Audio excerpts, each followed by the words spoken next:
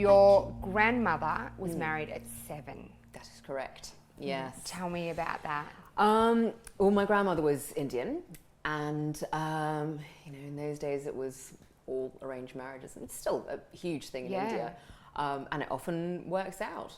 But so 7 years old, I was a little young. So young. How old was her husband, which is your grandfather? Yeah. Right. I think they're normally, the guy's about 10 years older than the girl. So I don't know precisely, but I'm assuming that he was at least 17. Did you ever meet them? No. They died way before I was born. But so yeah, they were together, but until you start having periods, you don't move in with the guy. So really? Yeah. So, but obviously she started her periods quite young, because my grandmother was pregnant with my father at 11, and she had my father at 12. And then she had 5 more kids after that. Oh my gosh. And was dead at 36.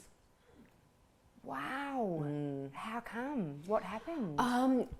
It's so awful. She actually got malaria, which in those days is pretty common.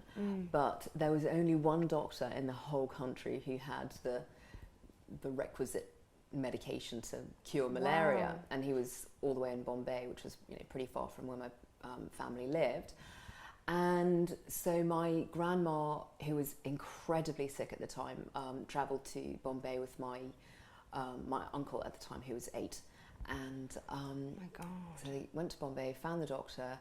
He gave her the injection. The needle was rusty, and she got tetanus on top of malaria and was dead very quickly.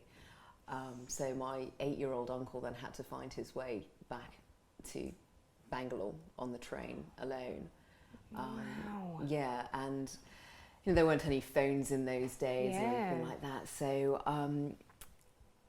all the family was waiting on the train platform for my grandma to come back. And apparently my father just went, as soon as he saw my uncle get off the train by himself, he knew. He just fainted.